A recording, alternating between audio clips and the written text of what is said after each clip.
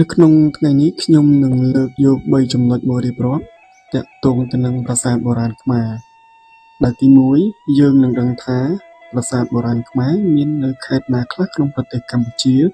និងមាននៅប្រទេសផ្សេងទៀតដែរឬទេទី2យើងនិយាយអំពីមុខងារនិងគោលបំណងថាតើបុព្វបុរសខ្មែរកសាងប្រាសាទឡើងដើម្បីអ្វីទី3យើងនិយាយអំពីការសាងសង់និងការប្រើប្រាស់សម្ភារៈសំណង់ថាតើមានការសាងសង់និងការតុបតែងលម្អប្រាសាទបែបណាខ្លះចូលដល់ចំណុចទី1យើងមកដឹងអំពីទីតាំងដែលមានប្រាសាទបុរាណខ្មែរដោយតែបានដឹងរួចមកហើយថានៅក្នុងប្រទេសកម្ពុជាយើងសម្បូរទៅដោយប្រាសាទបុរាណជាច្រើនដែលបុព្វបុរសខ្មែរបានកសាងឡើង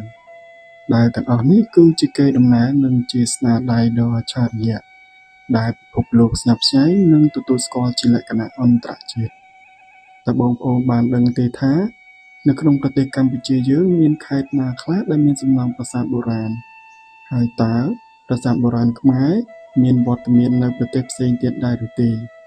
យោងតាមការស្រាវជ្រាវថ្ងៃនេះខ្ញុំនឹងរៀបរាប់ខេត្តទាំងអស់នៅក្នុងប្រទេសកម្ពុជា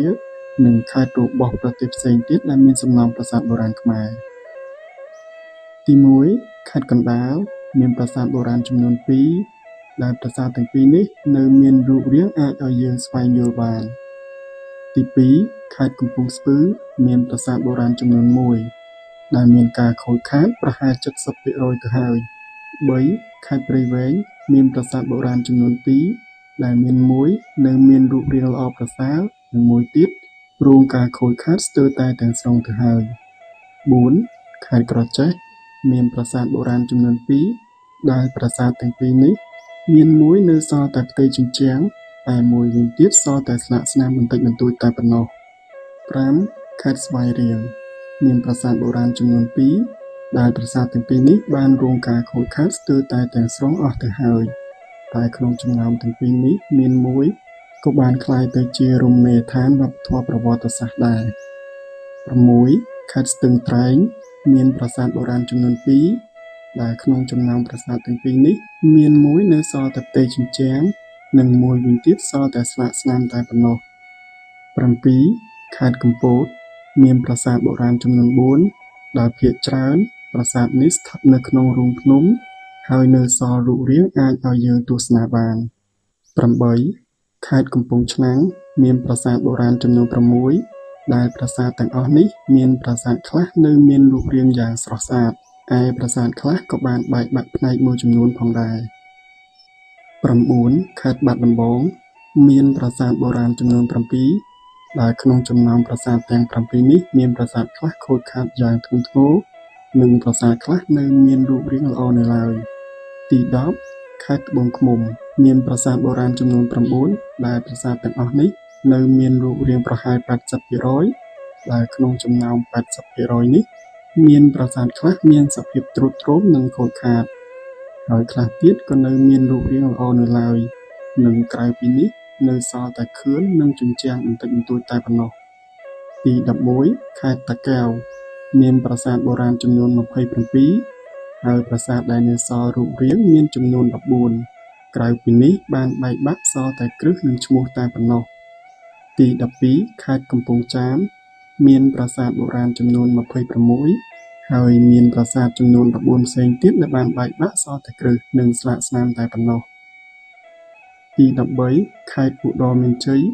មានប្រាសាទបុរាណចំនួន29រីឯប្រាសាទដែលបានបែកបាក់សល់តែគ្រឹះមានចំនួន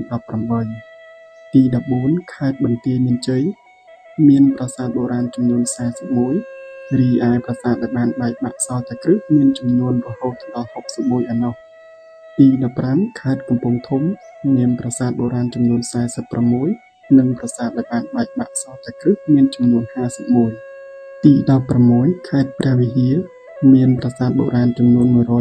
178និង37ប្រាសាទផ្សេងទៀតបានបែកបាក់សល់តែគ្រឹះតែប៉ុណ្ណោះ17ខេត្តសៀមរាបមានប្រាសាទបុរាណចំនួន220ប្រាសាទនិងប្រាសាទដែលបានបែកបាក់សល់តែគ្រឹះមានចំនួន148ប្រាសាទដែលជាចំនួនច្រើនជាងខេត្តណាៗទាំងអស់និងចុងក្រោយរាជធានីភ្នំពេញមានប្រាសាទបុរាណចំនួន2ព្រមទាំងនៅប្រទេសផ្សេងទៀតដែលមានដូចជា ប្រទេសថៃមានប្រាសាទបុរាណខ្មែរចំនួន11ប្រទេសឡាវមានប្រាសាទបុរាណខ្មែរចំនួន1និងប្រទេសវៀតណាមក៏មានចំនួន1ផងដែរដោយដែលបានរៀបរាប់ខាងលើនេះគឺជាប្រាសាទបុរាណខ្មែរដែលយើងបានដឹងក្នុងចំណោមប្រាសាទទាំង1080ហើយនៅមានប្រាសាទជាច្រើនផ្សេងទៀតដែលមិនបានរាប់បញ្ចូលពីព្រោះប្រាសាទខ្លះបានបែកបាក់អស់ទៅហើយក៏អាចមានខេត្តផ្សេងពីនេះទៀតដែរដែលមានប្រាសាទបុរាណខ្មែរចូលដល់ចំណុចទី2ចំណុចទី2នេះយើងនឹងនិយាយអំពីមុខងាររបស់ប្រាសាទតើបងប្អូនទាំងអស់គ្នាបានដឹងទេថាបុព្វបុរសខ្មែរកសាងប្រាសាទឡើងដើម្បីអ្វីជាការពិតណាស់មានប្រជាជនមួយចំនួនពួកគាត់បានយល់ច្រឡំថាប្រាសាទបុរាណគឺជាព្រះបរមរាជវាំងឬជាទីលំនៅរបស់ព្រះមហាក្សត្រតែការពិតនោះបុព្វបុរសខ្មែរកសាងប្រាសាទឡើងដើម្បីបុព្វហេតុសាសនាដែលឧទ្ទិសថ្វាយដូចជាទី1ដើម្បីឧទ្ទិសថ្វាយដល់ព្រះអាទិទេពឬទេវៈផ្សេងៗក្នុងព្រាហ្មណ៍សាសនាដូចជាព្រះសិវៈឬព្រះឥសូរព្រះវិស្ណុឬព្រះនរានិងព្រះព្រហ្មជាដើមទី2ដើម្បីឧទ្ទិសថ្វាយដល់ព្រះពោធិសត្វក្នុងព្រះពុទ្ធសាសនាមហាយានដូចជាលោកេស្វរៈទី3ដើម្បីឧទ្ទិសថ្វាយដល់ទេវរាជដែលគេដាក់តម្កល់លិង្គព្រះឥសូរក្នុងប្រាសាទជាតំណាងព្រះរាជានិងទី4ដើម្បីឧទ្ទិសថ្វាយដល់បុព្វបុរសព្រះរាជាដូចជាព្រះមាតាព្រះបិតានិងវីរជនស្នេហាជាតិចូលដល់ចំណុចទី3ដែលជាចំណុចចុងក្រោយនេះយើងនឹងនិយាយអំពីការសាងសង់ប្រាសាទបុរាណខ្មែរថាតើមានសម្ភារៈសំណង់និងការតុបតែងលម្អប្រាសាទបែបណាខ្លះតាមការសិក្សារួចមកបានបង្ហាញឲ្យឃើញថាសិល្បៈស្ថាបត្យកម្មខ្មែរបានវិវត្តជាហូរហែពីមួយសម័យកាលទៅមួយសម័យកាលទៀតការចម្រើនលូតលាស់បែបនេះសរឲ្យឃើញថាបុព្វបុរសខ្មែរដែលជាស្ថាបត្យករមានទេពកោសល្យនិងស្នាដៃដ៏អស្ចារ្យការសាងសង់ប្រាសាទបុរាណខ្មែរគឺដើម្បីបុព្វហេតុសាសនាដែលផ្គុំឡើងពីសម្ភារៈសំណង់ដែលមានដូចជាទី1ថ្មបាយក្រៀមគឺច្រើនប្រើក្នុងការរៀបជញ្ជាំងនិងចាក់ជាគ្រឹះដោយហេតុថាវាងាយស្រួលក្នុងការស្វែងរកទី2ថ្មភក់ច្រើនប្រើនៅផ្នែកសំខាន់នៃប្រាសាទដូចជាស៊ុមទ្វារហោជាងក្បែរនិងសសរពេជ្រជាដើមព្រោះថាវាពិបាករកដូច្នេះហើយគេច្រើនប្រើនៅកន្លែងណាដែលសំខាន់តែប៉ុណ្ណោះទី3ដីដុតឬឥដ្ឋតាំង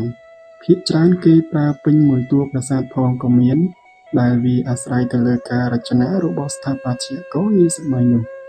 ទី4ផ្តែរភាគច្រើនធ្វើពីថ្មភក់មានមុខងារមិនត្រឹមតែលម្អប្រាសាទប៉ុណ្ណោះទេថែមទាំងបញ្ជាក់នូវការគោរពសាសនាផងដែរទី5សសរពេជ្រវាមានមុខងារលម្អប្រាសាទផងនិងជួយទ្រផ្តែរផងដែរលើសពីនេះទៅទៀតសសរពេជ្រក៏មានក្បាច់ចម្លាក់ដ៏អស្ចារ្យដែលបង្ហាញពីសមត្ថភាពយ៉ាងប៉ិនប្រសប់របស់ដូនតាខ្មែរទី6សសរផ្អោកវាស្ថិតនៅជាប់សសរពេជ្រផ្នែកខាងក្រៅមានមុខងារមិនត្រឹមតែលម្អដោយការឆ្លាក់ក្បាច់រចនាយ៉ាងប្រណិតប៉ុណ្ណោះទេព្រមទាំងមានមុខងារជួយទ្រហោជាងផងដែរទី7ស៊ុមទ្វារភាគច្រើនធ្វើឡើងពីថ្មភក់ជួនកាលនៅស៊ុមទ្វារនេះបុព្វបុរសខ្មែរបានចារជាសិលាចារឹកដែលសរសេរពីរឿងរ៉ាវផ្សេងដែលទាក់ទងទៅនឹងការកសាងប្រាសាទជាដើមទី8ទ្វារស្ថិតនៅជាប់ស៊ុមទ្វារវាមានមុខងារលម្អប្រាសាទផងនិងជាកន្លែងទទួលស្វាគមន៍សាសនិកជនផងហើយប្រាសាទបុរាណខ្លះក៏មានការលម្អជញ្ជាំងដោយការធ្វើជាទ្វារបញ្ឆោតផងដែរដែលទ្វារបញ្ឆោតនោះគេធ្វើឡើងពីឥដ្ឋតាំងថ្មភក់ឬថ្មបាយក្រៀមដោយអាស្រ័យទៅតាមភាពជាក់ស្ដែងរបស់ប្រាសាទនោះទី9ហោជាងខ្លះវាស្ថិតនៅផ្នែកខាងលើផ្តែរនិងហោជាងខ្លះពុំមានផ្តែរនៅផ្នែកខាងក្រោមនោះទេដោយអាស្រ័យទៅតាមការរចនារបស់ស្ថាបត្យករហើយហោជាងវាមានតួនាទីក្នុងការលម្អប្រាសាទដែលបង្ហាញពីការគោរពសាសនាដោយគេបានឆ្លាក់ក្បាច់ចម្លាក់ដែលរៀបរាប់ពីរឿងរ៉ាវឬឆ្លាក់ជាតួអង្គរូបទេពដែលមាននៅក្នុងសាសនាផ្សេងជាដើមក្រៅពីនេះក៏មានការតុបតែងលម្អផ្សេងទៀតដែរដែលមានដូចជាការលម្អប្រាសាទអណ្ដែតនៅលើជញ្ជាំង ការលម្អបង្អួចដែលមានចម្រឹង និងការលម្អជញ្ជាំងអមទៅដោយក្បាច់ចម្លាក់ផ្សេងៗជាដើម។